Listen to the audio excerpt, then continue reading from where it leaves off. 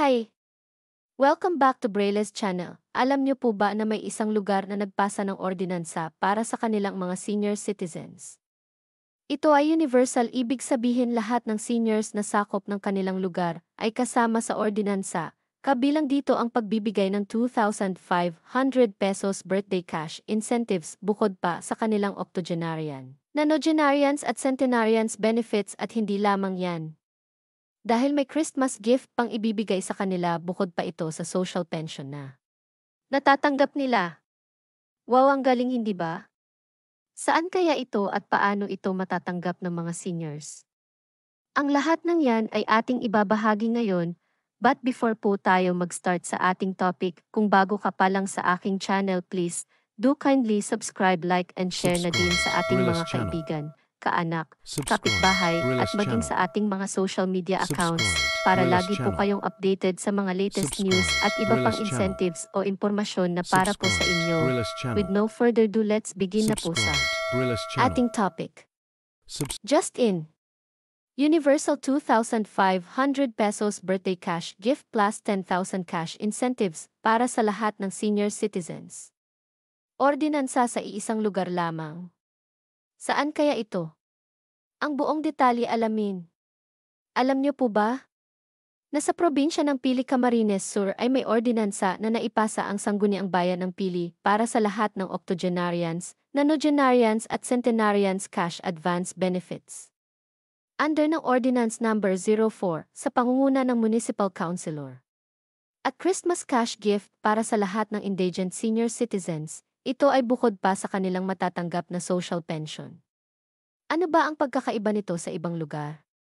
Dito po kasi nakasaad sa ordinansa na kahit ang isang senior citizen ay lumagpas na sa ages bracket or halimbawa siya ay nasa 82 years old na at nakalagpas na siya sa 80 age bracket, ay makakatanggap pa rin siya ng 10,000 pesos cash incentives. Ganon din ang nonagenarians, kung lumagpas na sa 90 ay makakatanggap pa rin ng cash incentives. Ayon sa batas, ang lahat ng octogenarians ay makakatanggap ng 10,000 pesos at for every 5 years ay makakatanggap pa rin sila ng 10,000 pesos hanggang sa umabot sila ng 100 years old.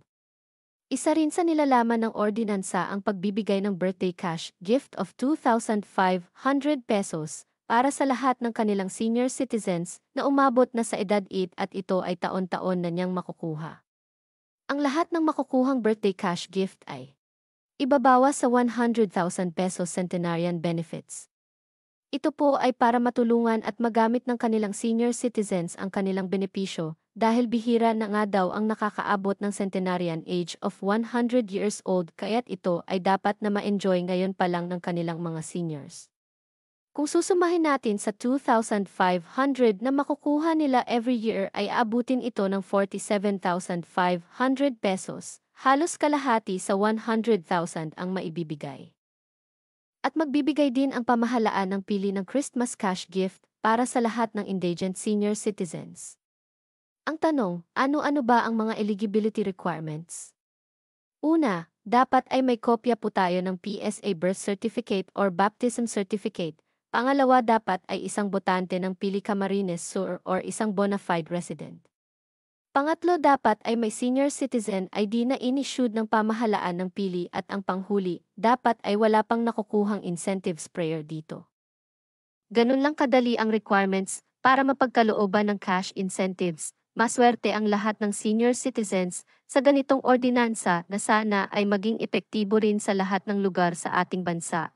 That's it, hoping na ang ganitong sistema ng pangangalaga sa ating mga senior citizens ay maging epektibo sa lahat dito sa ating bansa. Manatili po kayong nakatutok sa aking channel para sa mga latest news updates at payout schedule na para po sa inyo. Marami pong salamat and God bless everyone.